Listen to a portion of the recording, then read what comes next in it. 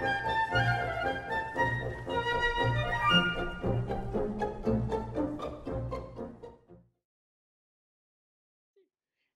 good morning, or is it afternoon there, to Josh Batty, Principal Flute of the Sydney Symphony Orchestra, woohoo.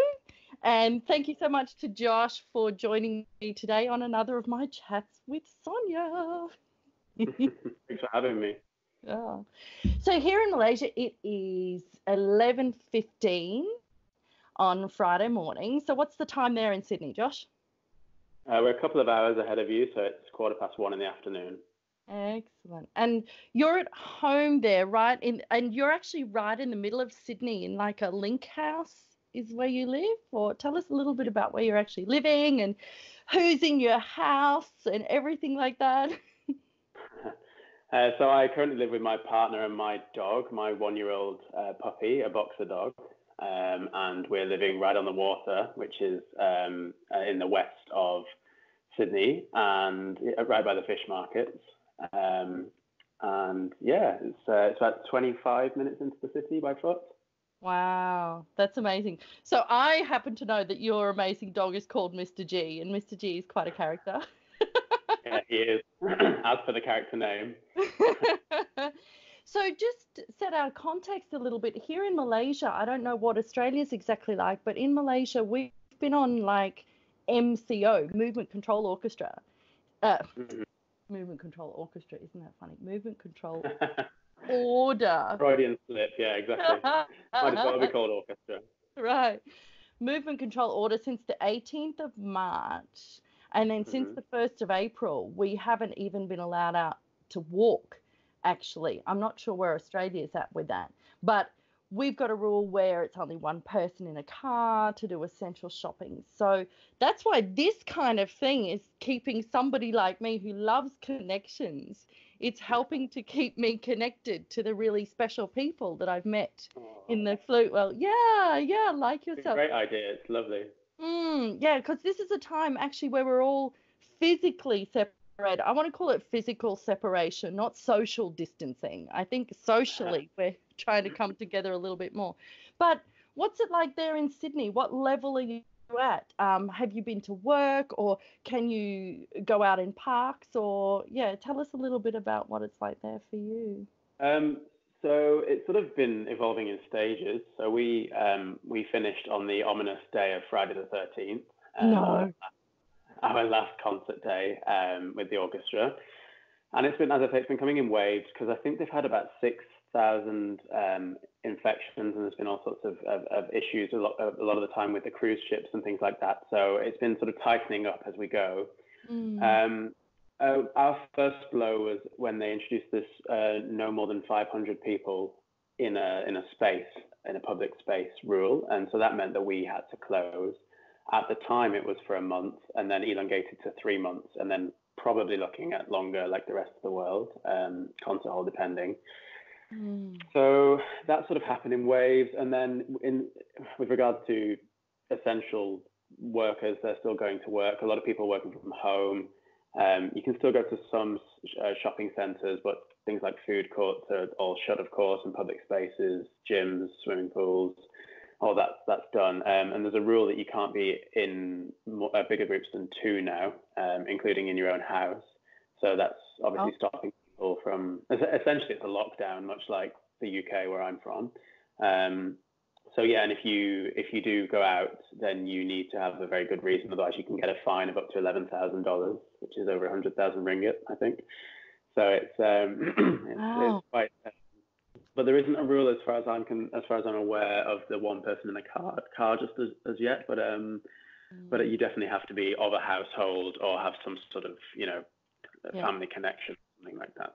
Wow. And so you were saying on the Friday the 13th, we didn't have that. As the date I seem to remember is 17 or something like that. And what MPO did here in Malaysia, we had a Beethoven 1 and 2 concert prepared. We were just starting our Beethoven cycle of concerts. Yeah. And then basically our rule came of no more than 500. So the orchestra went ahead with the concert with no audience and recorded it. Yeah. So what happened? You've got a great facility for that as well, haven't you? A lot of video engineers and things there. Yeah. You're sort of set up for that thing. That's great. Yeah, we're really lucky. That's a good point, actually. I hadn't realized. We're really, really grateful to have our own concert hall like that. And that's something else. Your opera house is also closed at the same time. So it's all very confusing for you. Yeah, all go. My word. So, speaking of that, you've had a few challenges being in Sydney this year already. So you've survived the bushfires, goodness me. And Yeah, my concern is I know that when you were here with us in Malaysia, we also had the fires going on as well. And I know that you have some challenges. You're quite asthmatic. So how are you at this time? What are you doing to stay in shape and keep protecting yourself and get your lungs strong? And because the hardest thing. You'd be high risk. Sorry, say that again. Sorry. You would be high risk category, wouldn't you? Yeah, sadly. So it's been tricky because I felt quite sick when I was last in Malaysia because of those palm tree fires. And then we had quite a long 4-month bushfire season, as I'm sure everyone's aware of from the news. And that was really, really tricky because we were allowed out and everything, but sometimes the pollution level was just so severe. It was recorded something like 200 times the limit it should be to be non-toxic. So luckily that was over our holiday break, our 6-week holiday, and that meant that we weren't having to go into work so much, which would have been, at times we did do concerts and that was really, really hard, especially with a woodwind instrument and with asthma. But we were some of the lucky ones, obviously, because we weren't out in rural Australia where there was people losing their homes and things. So, but you did a great initiative for that. That's what I'm kind of leading to is, that was your method of like helping the society and also, I guess, some musical healing because of the challenges. I know when we've got either emotional or physical challenges, often we're really blessed that we can heal a lot of that with our own music abilities and give that joy to other people as well. So your initiative, tell us a bit about that. That was amazing what you did. Oh, thank you. Yeah, so we had this idea sort of early in 2020 to try and turn everything around with a sense of positivity for people, and as I say, because we weren't working so much as you're doing right now, and it was really important for me to try and raise some funds for for many different charities, for the firefighters being the first ones who were on the front line, as are the health workers in the COVID example.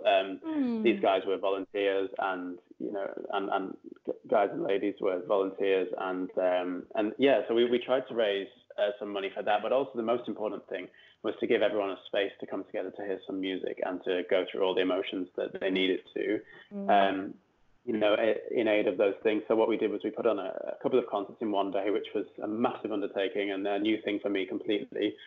And I got some amazing members of the orchestra, the principal oboe, some principal string players, and some people from the wider arts community as well, from Australian Chamber Orchestra and from non-orchestra organisations.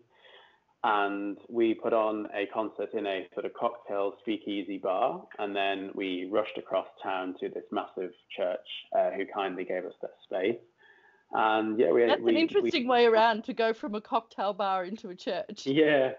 Well, we thought we'd just be trying to make it sort of super inclusive, so we'd attract different age groups, different demographics. Some people work during the day, some people work at night. So we didn't want to be exclusive, and we live streamed it as well because we were so lucky. We got like $20,000 worth of donations from abroad as well, so from international friends and colleagues. So we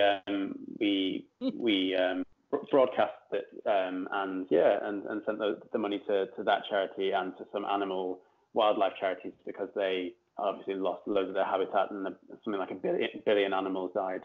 So it's been a really hard few months for everybody across Australia and now across the world.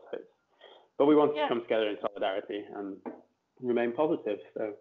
Yeah, I know that is one of the challenges, and I'm sure if you're like me, you'll have some super days where you're feeling inspired, and then other days that are not so inspiring. I know that you were looking. So that's my idea with this, is a lot of people will be feeling the pressure maybe to, oh, I should be practicing this or that, or I should be doing this or that. But everybody's experiencing this strange global time in their own very personal way.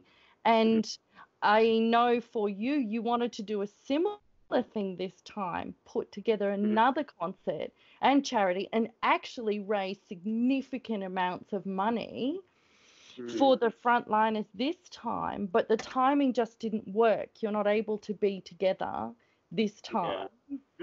Yeah. But yeah, so with that, it's been tricky because obviously we were brainstorming with some people who kindly helped me last time with the charity fundraiser, and to see how we could translate it into this COVID event and raise some money in the first instance, was for freelance artists, musicians, actors, etc., that were struggling to earn money before the government had introduced their own initiatives to supplement their loss of income. And then also after that, we were looking into sort of supporting the healthcare systems and things like that. And we were thinking of, obviously, with not being able to get a church or a bar or a concert venue to do it this time, we were thinking of doing something nice from our home to yours sort of thing, as in a little concert series. But the difficulty's just been with all of the rules changing with the distancing and then how many numbers together. So we're currently looking as an orchestra and as individuals for initiatives that we can do, like you're doing now, to try and bring positivity and different musical sort of contributions to people across the world.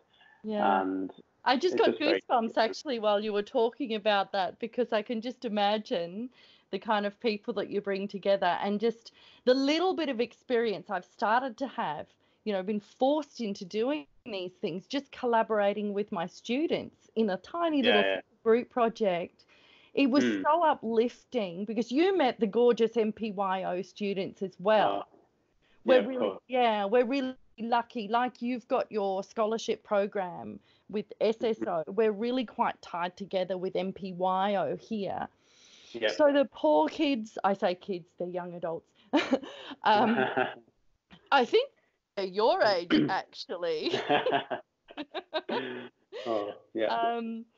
So they were really despondent because 2020 has had nothing for them. We got the cancellations quite early. So they've missed a camp, they've missed a concert. So I can highly recommend whatever you can do, even if it's basic, just put something together from your home, and just the way you have to communicate, and what are you going to wear? What's the tempo marking? But it also reveals, actually, just how much we rely on at the minute collaboration and blending and tuning and phrasing when you're separated.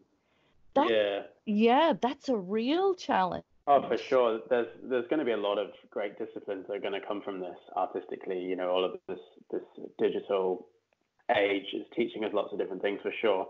And no, we're definitely planning on doing something. And actually, what I was thinking as well is to try following on from your comment about the academy and the youth orchestra, is to try and sort of marry a performance of sorts from our homes with also some Skype lessons and Zoom lessons and things like that, so that people will have this connectivity that you wouldn't normally have when people are busy in their sort of day-to-day life and performances. So I'm hoping it actually, ironically, brings the world a bit more together, so that people got more access to people who live on the other side of the world, whether that be performing or teaching or just, whatever. So definitely.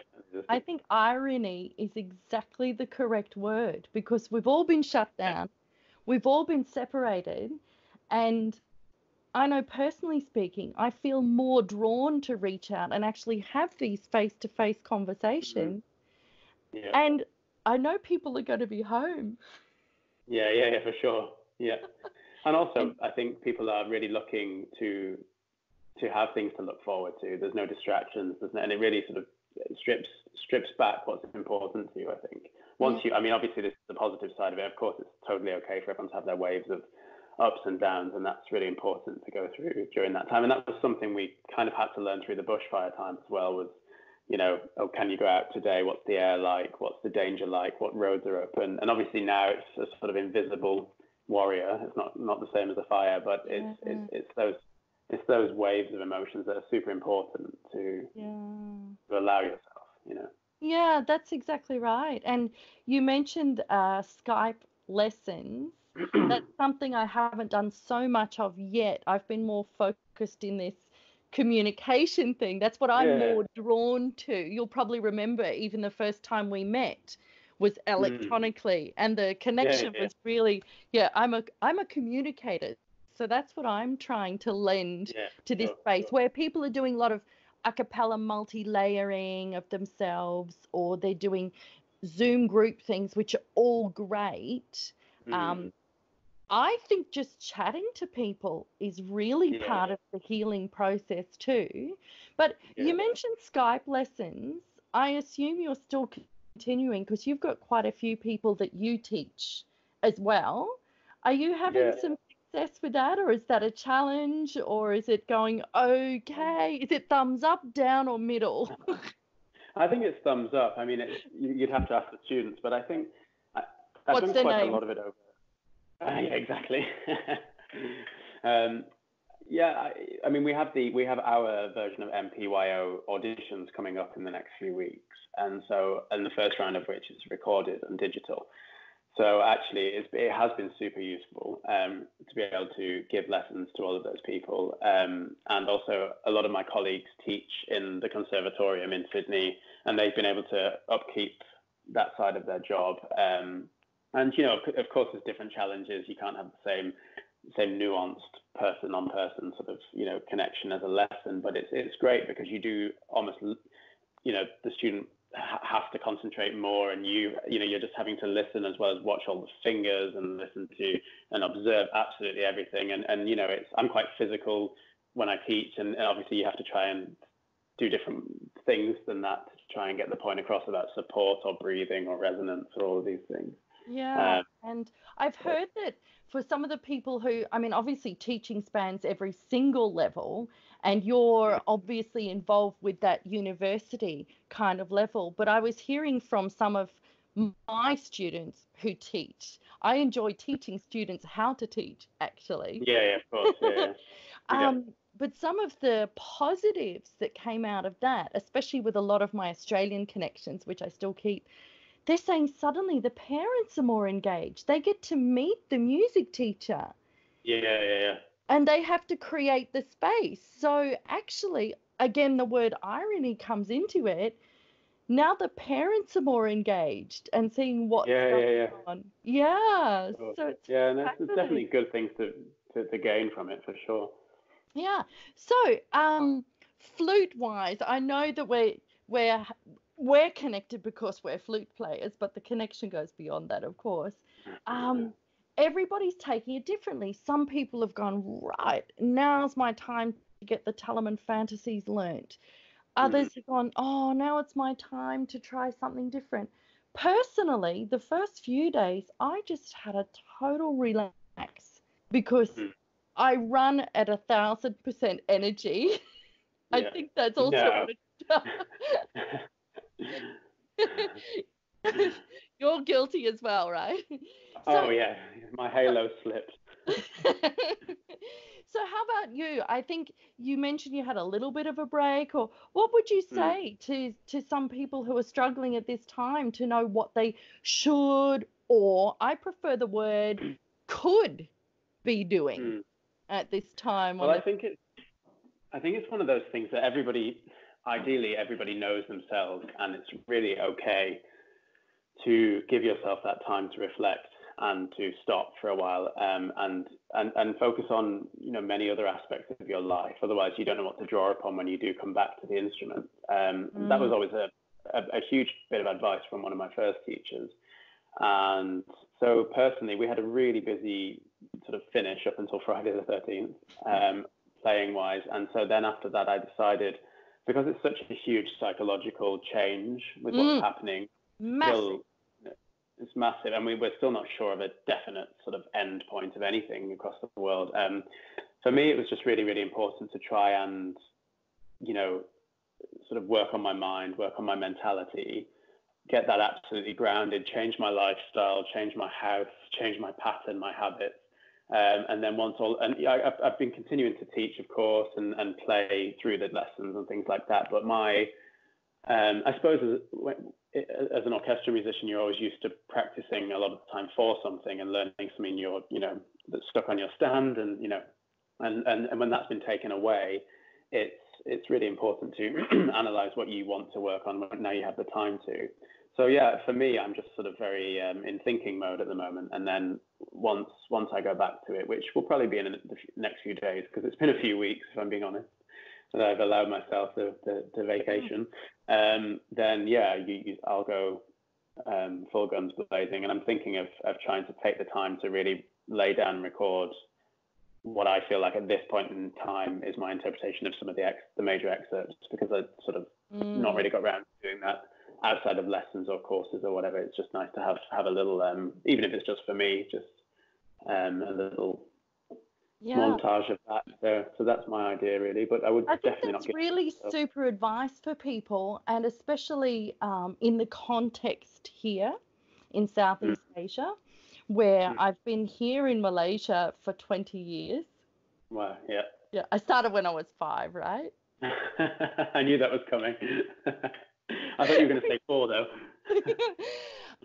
But I was also in Hong Kong for 3 years before that. So I think it's really comforting for people to hear somebody who's achieved so much as yourself in such a short time to say the importance that you were, the importance of having your mind together, having experiences, having a life. And I really resonate when you say you draw on that when you're playing, because one of the big things, one of my really, really big important things is that I ask a student, please first communicate when you're playing. Yeah, for sure. For sure. You've got to have the physical skills, and that's what it is. It's about physicality. It's about training muscles and everything. But really the most captivating performances are when people communicate with you. And I agree wholeheartedly. You're like, what's next on my stand? What's next week? When's Shostakovich? When's Ravel? But having that time to just consolidate is super important for everybody. And I think everybody would love to hear those words. And that was wonderful teaching from one of your early teachers to get that instilled in you, that it's okay. Yeah. So it's one of those things. I mean, sorry, you go. There's no better experience, really. I mean, it's terrible what's happening, and I wish everybody stays safe and adheres to all the rules and all of that. But in terms of trying to recode your brain about what's happening at the moment, I mean, to have that forced isolation where you can work out what you want, and we can read, or we can listen to things, or we can reflect, and all these different things. And that's something I definitely not done enough of, finding exactly that time to work on what I want to feel in times like this. And so I think it's a great opportunity to then take that back to the instrument after this is all over, and then you join that sort of Ferris wheel again of churning things through. But I think the Ferris wheel will be slightly different. I don't think anyone's going to be 100% as they were before. No. Like you've said, I mean, obviously in Asia, that I've had contact. I've got great, wonderful TCM practitioners here. I've got an amazing blind masseuse. I've got an Indian yoga teacher, so I'm surrounded by those things. And all of those philosophies say, be still, be quiet, breathe. Meditation's all about breathing, So I think it's super important, like you've said, take the time, breathe, quieten that mind. And interestingly, you've just revealed what you're really drawn to do is record those excerpts. Yeah. Well, that's the thing is, for me, I suppose coming from the UK, and especially in London, where the way of being present and stimulated is by active mindfulness, as it were, being task orientated, doing lots of different things, and off you go. And then what this has forced me to do personally, with my head goes at 1,000,000 miles an hour, this sort of energy, is to actually do sort of still meditation and mindfulness, as opposed to the other sort, which I'm so used to doing. And yeah, so I'm sort of tapping into that. And once I feel like that's sort of slightly stable, then I will become more actively mindful, like the excerpts you're just talking about and things like that. But isn't it interesting that that's when you've got that quietness, that's what's revealed to you, because it's been all performance, collaboration, chamber, you know, but now that's what you're drawn to do. And that's my self-reflection. I'm drawn to connect with people. Sometimes that's just forgotten. We'll sit next to each other at work. We'll go to another orchestra and play, and it's all about, oh, where are you putting this? Is that in tune? Should I do it longer? But look at this special time. The time is that it's 25 minutes that we've just been communicating. I don't think we've even had that time when we were working together, both here in Malaysia, and that one short time I played with you there in Sydney as well. So interestingly for me, that's what I'm drawn to, and I find it very healing. Musicians often don't get that time to just communicate. And interestingly, I'm drawn to keep my students together and active, and that camaraderie and that team spirit. So maybe we can put our ideas together sometime. Yeah, for sure. Absolutely. More brains is more brains. Yes, exactly. So just to end maybe on a little bit of a fun note, so what I'd like to do is, after the interview is over, maybe you can send us a little bit of a performance, like maybe from the bushfire program or something like that. But one of the most fun memories I think I have of our time in Malaysia was the crazy, as you know, we do lots of kiddies concerts here. And you were such a good sport. We had one that was called Safari, if I'm not mistaken. Oh yeah, that's correct. I felt sure, I'm like, I'm not coming in a tiger onesie. I am not coming in camouflage clothes. So you were such a great sport, and you donned your pink wig, and you came as a Flamengo. Woo! Could it be this? Could it be this wig that you're talking about? Is this the one? I thought you might bring this up. There she is. This was very, very hot. This was a hot wig to wear. I don't know how long-haired women and men have this going on for them all the time. Oh dear. Josh, look, thank you so much, and really stay healthy, because I know that you've got some lung things. So stay healthy. Keep breathing, keep meditating, stay cool. Keep us updated with any adventures that you might get into. Keep us updated with Mr. G's adventures. Yes, of course. Hopefully no more of those. And lots of love to you and Jared and Mr. G and your family in the UK as well. Thank you. Thank you very much. And for all your family, to Henrik and everything else. And stay safe yourself. Thank you. Lots of love, Josh. Thank you so much. Bye. Bye. Bye.